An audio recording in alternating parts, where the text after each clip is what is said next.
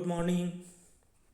देखिए छात्रों, हम 8वां गद्य पाठ सुनो किशोरी इसे देख रहे थे। यहाँ तक हम लोगों ने देख लिया था कि यह रूढ़ी और परंपरा में क्या अंतर है, यह आपने देख लिया था। परंपरा जो है वह निरंतर गतिशील रहती है और रूढ़ी जो है वह स्थिर है। यह फर्क हम लोगों ने देख लिया था। अब उसके आगे देखिए, मुझे लगता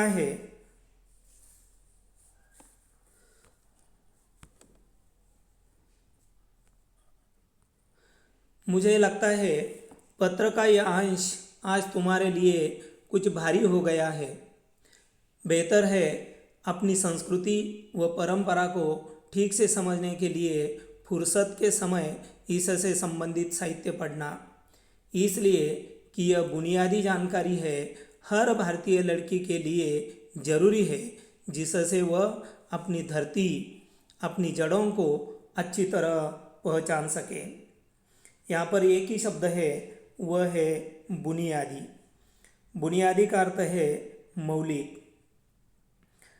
अब यहाँ ऊपर जो आपने तस्वीर देखी है उसमें एक माँ दिखाई देती है, दूसरी तरफ एक लड़की है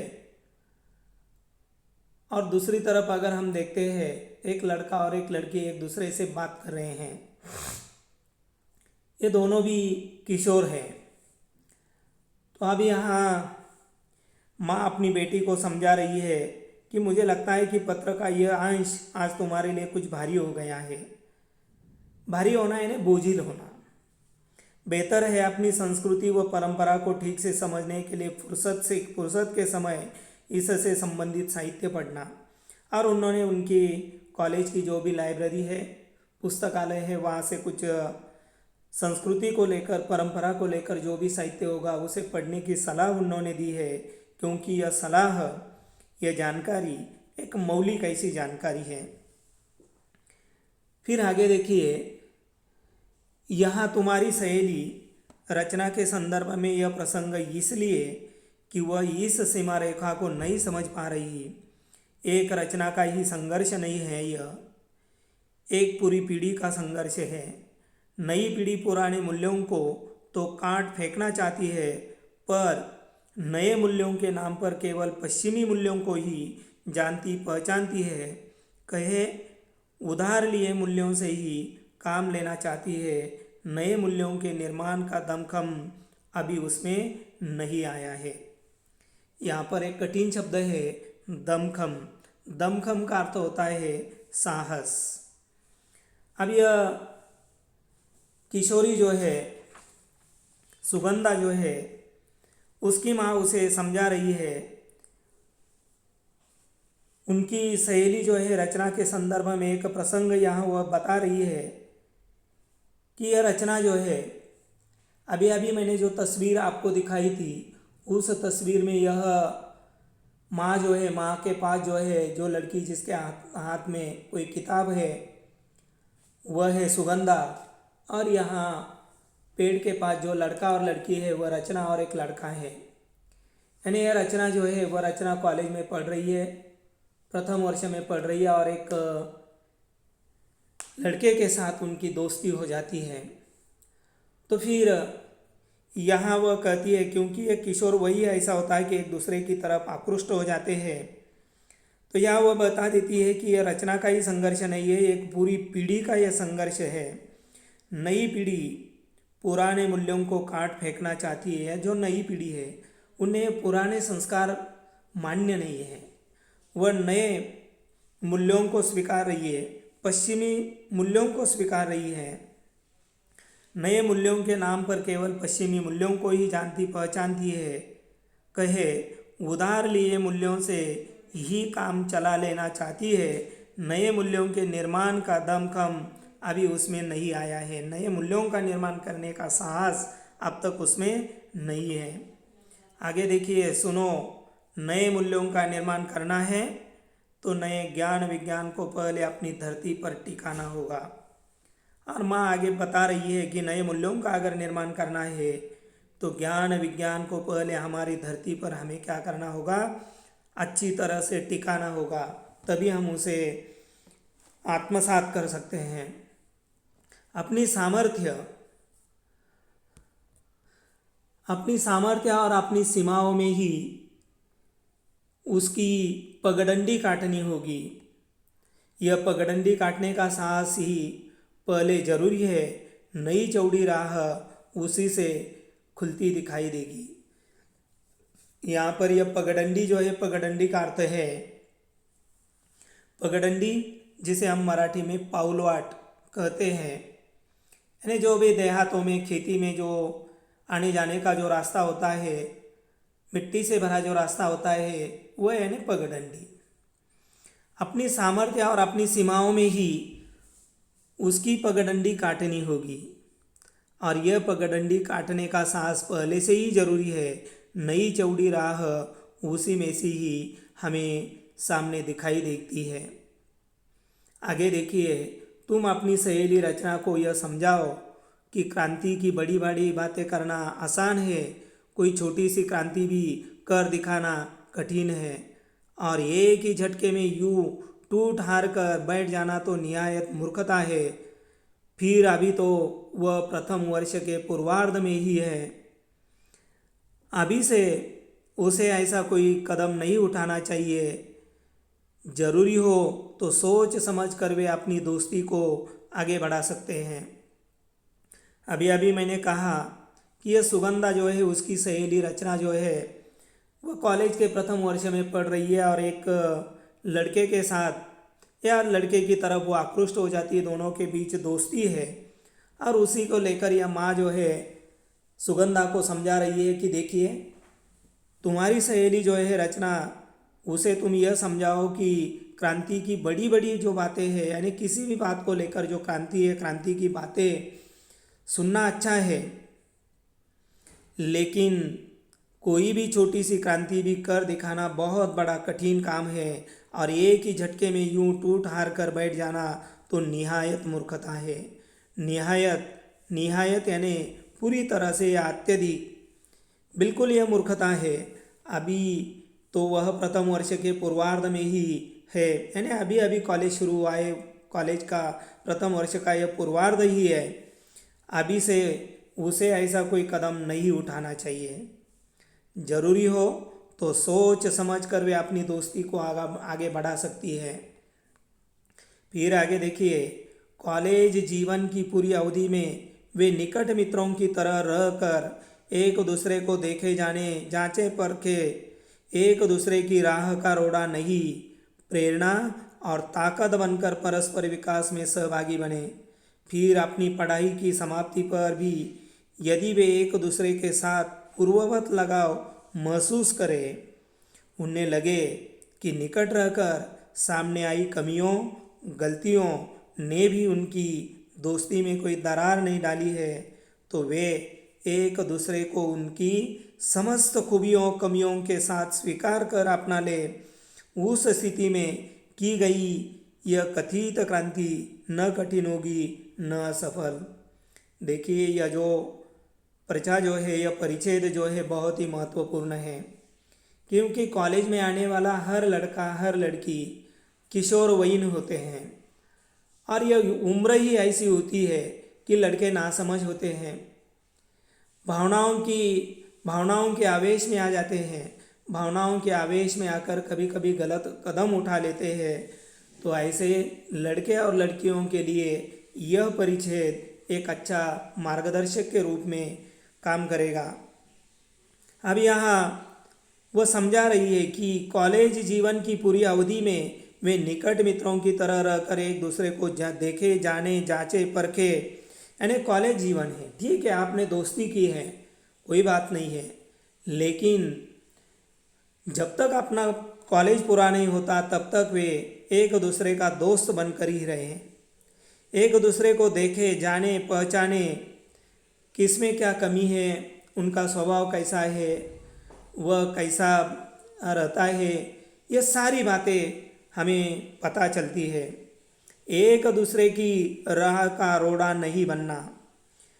यहाँ पर एक मुहावरा है, राह का रोड़ा नहीं बनना या राह का रोड़ा बनना, इसका अर्थ होता है उन्नति में बाधा बनना।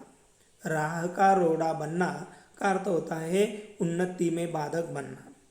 हमें एक दूसरे की उन्नति में, एक दूसरे की प्रगति में, एक दूसरे के मार्ग में हमें बाधा नहीं डालनी है। प्रेरणा और ताकत बनकर परस्पर विकास में सहभागी बने। उल्टे हमें एक दूसरे को प्रेरणा देनी है, एक दूसरे की ताकत हमें बढ़ानी है और एक दूसरे का विकास हमें करना है।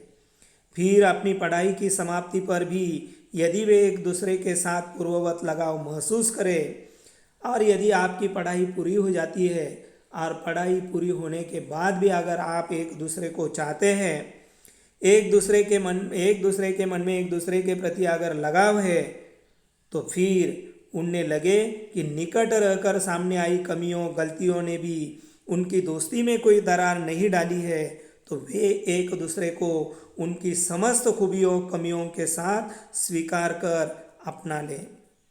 अगर इतने दिनों के बावजूद भी, क्योंकि इतने लंबे अरसे के समय में हर एक की कोई ना कोई कमियां होती है, वह भी एक दूसरे को समझ में आ जाती है और समझ लेते हैं, तो निश्चित रूप से वे एक दूसरे को स्वीकार कर सकते हैं। उस स्थिति में की गई यह कथित क्रांति न कठिन होगी न असफल होगी। आगे फिर क्या सलाह देती है वह देखिए। मेरी राय में रचना को और उसके दोस्त को तब तक धैर्य से प्रतीक्षा करनी चाहिए, इस बीच वे पूरे जतन के साथ एक दूसरे के लिए स्वयं को तैयार करें। बिना तैयारी के जल्दबाजी में पढ़ाई के बीच शादी का निर्णय लेना केवल बेवकूफ़ी ही नहीं कही जा सकती है, क्रांति नहीं। ऐसी कथित क्रांति का असफल होना निश्चित ही समझना चाहिए। इतनी जल्दबाजी में तो किसी छोटे से काम के लिए उठाया कोई छोटा कदम भी शायद ही सफल हो। यह तो जिंदगी का अहम फैसला है। अब यहाँ यह सुगंधा जो है उनकी माँ उसे समझा रही है। वह बता देती है कि मेरी राय में रचना को और उसके दोस्त को तब तक धैर्य से प्रतीक्षा करनी चाहिए, इस बीच में वे पूरे जतन के साथ एक दूसरे के लिए स्वयं को तैयार करें। बिना तैयारी के जल्दबाजी में कोई निर्णय नहीं लेना चाहिए। आज हम पाते हैं समाज में बहुत ऐसे लड़के लड़कियां होती है, किशोरवयीन लड़कियां किसी लड़के के साथ भाग जाती है, शादी कर लेती है, बाद में नतीजा क्या होता है आपको मालूम है। और इसीलिए यह जल्दबाजी में ऐसा निर्णय नहीं लेना चाहिए। और यह वो बता रही है कि पढ़ाई के बीच शादी का निर्णय लेना केवल बेवकूफ़ी ही कही जा सकती है। यानी जब तक आपकी पढ़ाई चल रही है तब तक ये शादी का ख्याल आपके मन में नहीं होना चाहिए। यह आपकी बेवकूफ़ी समझी जाएगी, यह क्रांति नहीं है। और यह कथित क्रांति का असफल होना निश्चित ही समझना चाहिए। और ऐसा जो कदम लोग उठाते हैं, जो लड़कियां लड़के उठाते हैं, वह निश्चित रूप से असफल हो जाता है। इतनी जल्दबाजी में तो किसी छोटे से काम के लिए उठाया छोटा कदम भी शायद ही सफल हो। यह तो जिंदगी का अहम फैसला है। अहम का अर्थ है महत्वपूर्ण। और यह हमारी ज़िंदगी का, हमारे जीवन का एक बहुत ही महत्वपूर्ण ऐसा यह फैसला है। फिर आगे देखिए, मैं समझती हूँ रचना की इस मूर्खतापूर्ण क्रांति में उसकी सहायता न करने का तुम्हारा निर्णय एक सही निर्णय है, पर तटस्थ रहना ही काफ़ी नहीं है। यदि रचना सचमुच तुम्हारी प्यारी सहेली है तो उसका हित अहित देखना भी तुम्हारा काम है, उसमें हस्तक्षेप करना भी। अब देखिए, वह कहती है कि मैं समझती हूँ रचना की इस मूर्खतापूर्ण क्रांति में उसकी सहायता न करने का तुम्हारा जो निर्णय है वह निश्चित रूप से सही निर्णय है, अच्छा निर्णय है। लेकिन क्या अगर वह रचना तुम्हारी सहेली है, बहुत ही प्यारी सहेली है, तो उसके बारे में तटस्थ रहना काफ़ी नहीं है। उसका हित अहित देखना भी तुम्हारा फर्ज बनता है, तुम्हारा कर्तव्य बनता है। और इसीलिए आपको दोनों के बीच हस्तक्षेप करना भी जरूरी है। फिर आगे वह बता देती है, पर रचना को इसके लिए दोष देने व उसकी भर्त्सना करने से भी बात नहीं बनेगी। बिगड़ जरूर सकती है, हो सकता है कथित प्यार के जुनून में इसका उल्टा असर हो और वह तुम्हारी बात का बुरा मानकर तुमसे कन्नी काटने लगे। इसलिए संभल कर बात करनी होगी और सूझबूझ से बात संभलनी होगी। पहले यहाँ पर जो कठिन शब्द है वह कठिन शब्द देखिए, भर्त्सना। भर्त्सना का अर्थ है भला बुरा कहना। हम भी देखिए कभी कभी किसी को भला बुरा कह देते हैं तो उसके लिए भर्त्सना कहा जाता है। बाद में जुनून, बहुत ऐसे लड़के लड़कियां होते हैं कॉलेज में प्रवेश पाते ही यह प्यार का जुनून उन पर सवार हो जाता है। प्यार का जुनून, जुनून का अर्थ होता है पागलपन, उन्माद, और इसी उन्माद में आकर वे कोई गलत निर्णय ले लेते हैं।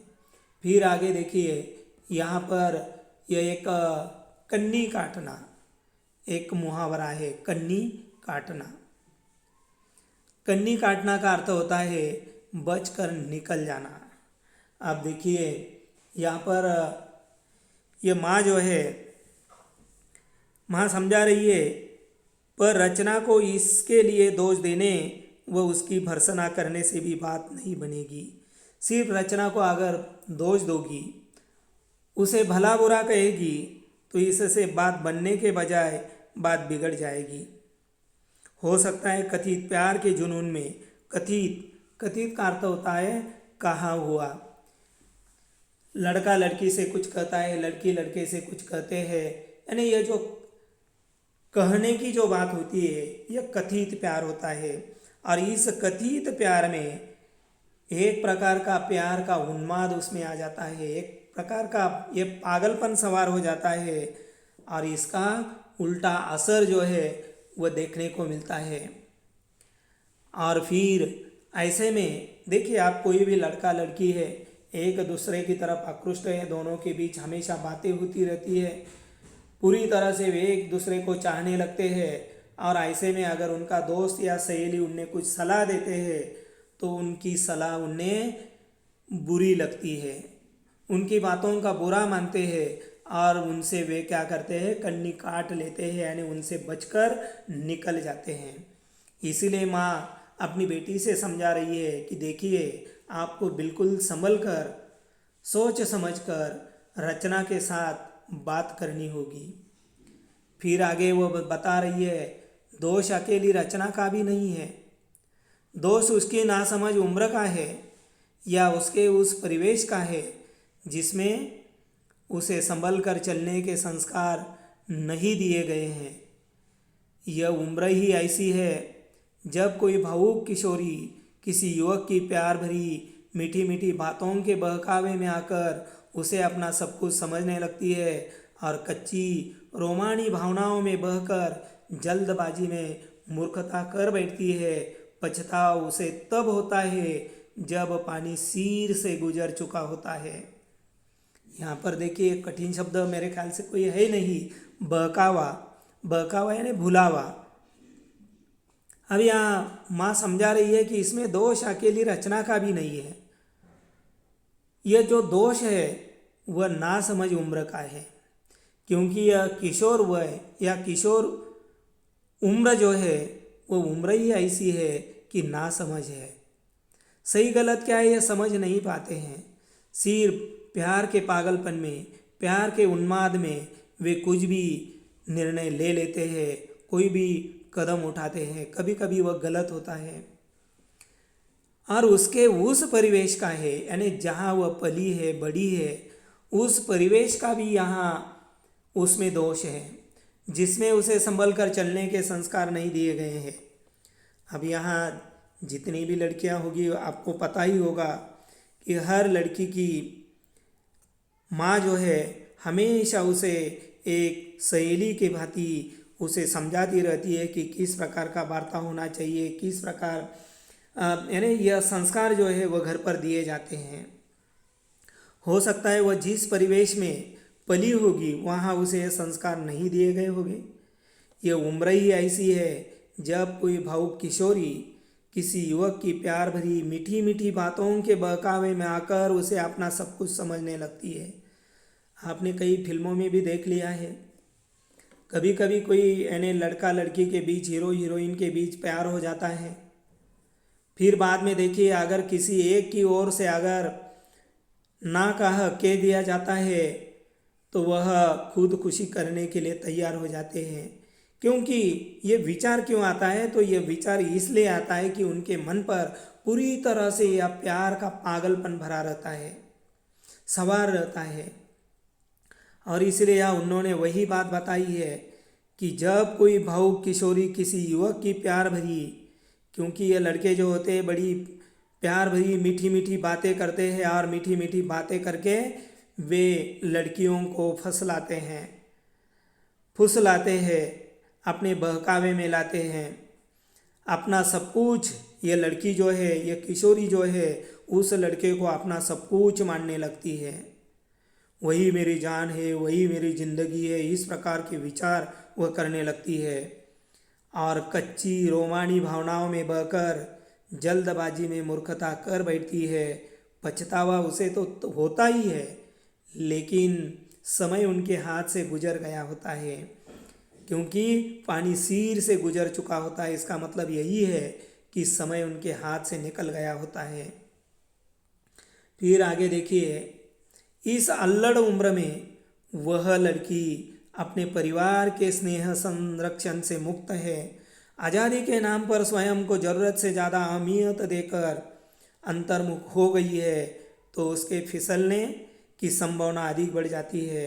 अपने में अकेली पड़ गई लड़की जैसे ही किसी लड़के के संपर्क में आती है, उसे अपना हमदर्द समझ बैठती है और उसके बहकने की, उसके कदम भटकने की संभावना और भी बढ़ जाती है। लगता है अपने परिवार से कटी रचना के साथ ऐसा ही है। यदि सचमुच ऐसा ही है तो तुम्हें और भी सावधानी से काम लेना होगा, अन्यथा उसे समझाना मुश्किल होगा।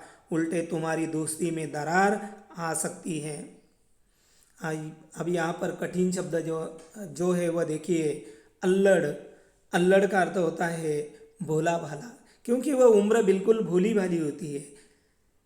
वह लड़की जो होती है वह बिल्कुल भोली भाली होती है। अहमियत का अर्थ होता है महत्व। और अंतर्मुख, सबको मालूम है अंतर्मुख होना यानी अपने भीतर झांक कर देखना, सोचना। बाद में हमदर्द का अर्थ होता है दुख में साथ देने वाला।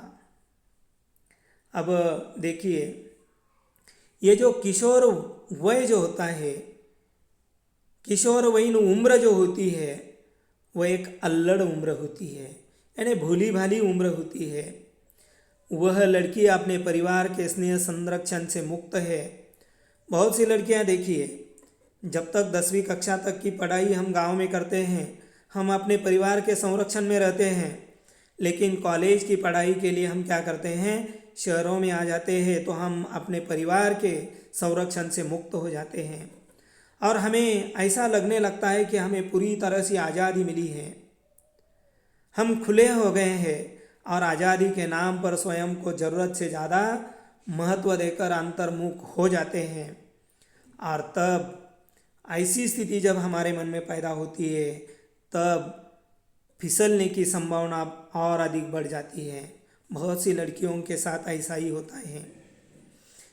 यानी अकेली पड़ गई लड़की जैसे ही किसी लड़के के, अगर मान लीजिए कोई लड़की है अपने परिवार से अकेली पड़ गई है, और ऐसी अकेली पड़ गई लड़की अगर किसी लड़के के संपर्क में आ जाती है, तो वह देखिए वह लड़का कितनी मीठी मीठी बातें करता है, कितनी प्यार भरी बातें करता है। और तब वह जो लड़की है, उस लड़की को ऐसा लगने लगता है कि यह मेरा हमदर्द है, यह मेरा दुख में, संकट में हर समय मेरा साथ देने वाला साथी है। इस प्रकार उनके बारे में वह सोचने लगती है और इस प्रकार वह उनके साथ बहकने लगती है। उसके कदम भटकने की संभावना और अधिक बढ़ जाती है और लगता है कि यह रचना जो है, रचना के साथ कुछ ऐसा ही हुआ है। यदि सचमुच ऐसा ही हुआ है तो वह अपनी बेटी सुगंधा से समझा रही है कि तुम्हें और भी अधिक सावधानी से काम लेना होगा, अन्यथा उसे समझाना मुश्किल होगा। उल्टे तुम्हारी दोस्ती में दरार आ सकती है। दरार यानी फूट, दोनों के बीच फूट पड़ सकती है। फिर आगे देखिए, एक अच्छी सहेली के नाते तुम उसकी पारिवारिक पृष्ठभूमि का अध्ययन करो।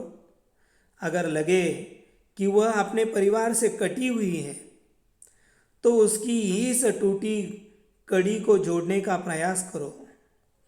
जैसे तुम मुझे पत्र लिखती हो, उससे भी कहो वह अपनी माँ को पत्र लिखे, अपने घर की भाई बहनों की बातों में रुचि ले, अपनी समस्याओं पर माँ से खुलकर बात करे और उनसे सलाह ले। यदि उसकी माँ इस योग्य न हो तो वह अपनी बड़ी बहन या भाभी से निर्देशन ले। यह भी संभव न हो तो वह अपनी किसी समझदार सहेली या रिश्तेदार को ही राजदार बना ले। घर में किसी से भी बातचीत का सिलसिला जोड़कर वह अपनी समस्या से अकेले जूझने से निजात पा सकती है। नहीं तो तुम तो हो ही, ऐसे समय वह तुम्हारी बात न सुनने तुम्हें झटक दे, तब भी उसकी वर्तमान मनोदशा देखकर तुम्हें उसकी बात का बुरा नहीं मानना है। उसका मूड देखकर उसका मन टटोलो और उसे प्यार से समझाओ। अब यहाँ पर कठिन शब्द राजदार का अर्थ लिखिए। राजदार का अर्थ है भेद जानने वाला, भेदिया जिसे हम कहते हैं।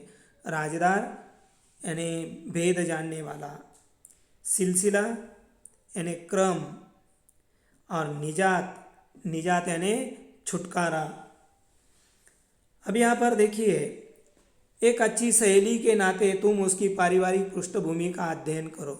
उन्होंने अपने बेटे से कहा कि तुम उनकी पारिवारिक स्थिति कैसी है, माता पिता क्या करते हैं, कहाँ रहते हैं, यानी उसकी पूरी पृष्ठभूमि का तुम अध्ययन करो। अगर लगे कि वह अपने परिवार से कटी हुई है तो उसकी तुम टूटी हुई कड़ी को जोड़ने का प्रयास करो। अगर अध्ययन के पश्चात आपको पता चलता है कि वह रचना जो है वह अपने परिवार से पूरी तरह से टूटी हुई है, तो तुम यह टूटी हुई कड़ी को जोड़ने का काम करो, यानी रचना को अपने परिवार से जोड़ने का काम करो। जैसे तुम मुझे पत्र लिखती हो, उससे भी कहो वह अपनी माँ को पत्र लिखे। अपने घर की भाई बहनों की बातों में रुचि ले। अपनी समस्याओं पर वह अपनी माँ से खुलकर बात करे। अपनी माँ से वह सलाह ले। यदि उसकी माँ उसे सलाह देने योग्य न हो तो वह अपनी बड़ी बहन से भी यह मार्गदर्शन कर सकती है, सलाह ले सकती है। यह भी संभव न हो तो वह किसी अपनी समझदार सहेली से भी यह मार्गदर्शन ले सकती है। और यह संभव न हो तो समझदार सहेली या रिश्तेदार को ही भेदिया यानी एक प्रकार का राजदार बना ले।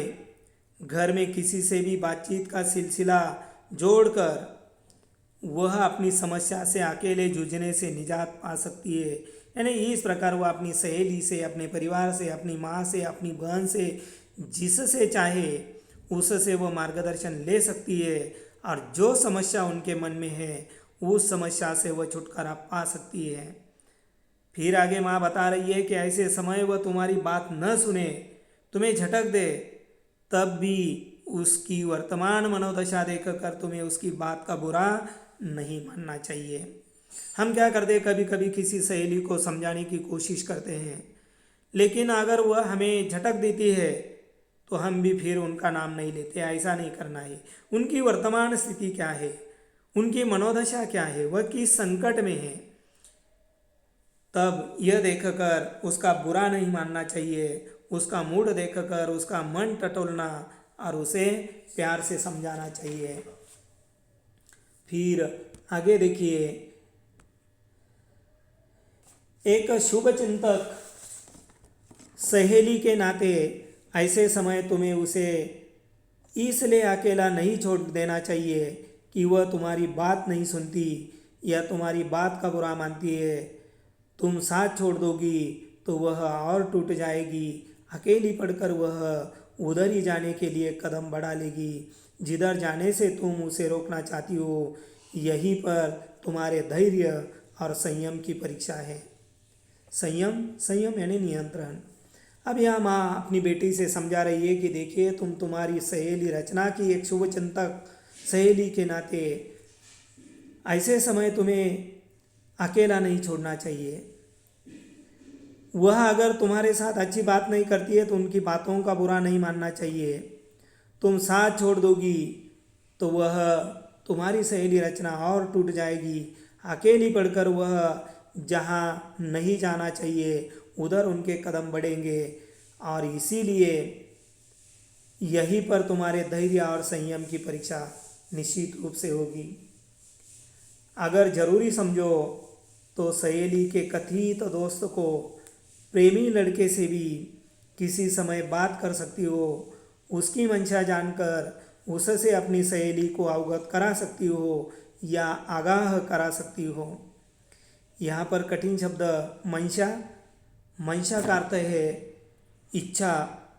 अवगत करना, अवगत का अर्थ होता है अवगत यानी जाना हुआ।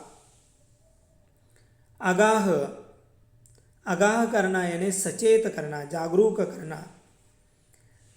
अब यहाँ माँ बता रही कि अगर जरूरी समझो तो सहेली के कथित यानी कहे हुए दोस्त से प्रेमी लड़की के साथ तुम भी स्वयं बात कर सकती हो। उनसे बात करके आपको पता चलेगा कि उनकी इच्छा क्या है, उनके मन में क्या चल रहा है। तो फिर उनकी इच्छा से तुम अपनी सहेली को अवगत करा सकती हो, सचेत कर सकती हो। फिर आगे माँ क्या कहती है देखिए, यदि तुम्हें लगे कि लड़का निर्दोष है, निश्चल है, अपने प्यार में सच्चा या अड़ीग लगता है, तो दोनों को पढ़ाई के अंत तक प्रतीक्षा करने और तब तक केवल दोस्त बने रहने का परामर्श दे सकती हो। निश्चल का अर्थ है छल रहित। अड़ीग का अर्थ है अटल। और परामर्श यानी सलाह। अगर तुमने रचना का जो प्रेमी लड़का है उस लड़के से बात की और बात करने के पश्चात आपको पता चला कि वह निर्दोष है, वह छल रहित है और अपने प्यार में वह सच्चा अड़ीग लगता है, तो दोनों की पढ़ाई के अंत तक प्रतीक्षा करने और केवल दोस्त बने रहने का परामर्श यानी सलाह तुम दोनों को भी दे सकती हो। अब अंतिम परिच्छेद देखिए, पर यहाँ भी तुम्हें सतर्कता बरतनी होगी। रचना को विश्वास में लेकर दोस्ती के दौरान उससे कोई गलत कदम न उठाने का वायदा लेना होगा, वरना दूसरों की आग बुझाते अपने हाथ जला लेना कोई अनहोनी या असंभव बात नहीं। इसलिए मैंने कहा है, यह तुम्हारी सूझबूझ की भी परीक्षा होगी। और एक बात यह मत समझना कि सलाह केवल तुम बेटी हो इसलिए दी जा रही है। यही सलाह कोई भी माँ अपने पुत्र को भी देगी। यह बातें बेटा बेटी के लिए समान रूप से लागू होती है। मैं इसके परिणाम की प्रतीक्षा करूँगी। अगले पत्र में जानकारी दोगी ना। और इस प्रकार यहाँ पर उन्होंने अपनी बेटी को किशोरवयीन लड़कियाँ जो होती है उनके लिए किस प्रकार की सलाह देनी चाहिए, लड़कियों को किस प्रकार कदम उठाने चाहिए, दोस्ती को कहाँ तक बढ़ाना है, कहाँ रुकवाना है, इस प्रकार की या इसको लेकर एक अच्छी सलाह देने का काम आशा रानी होरा जी ने किया है। धन्यवाद। या हम रुकते हैं।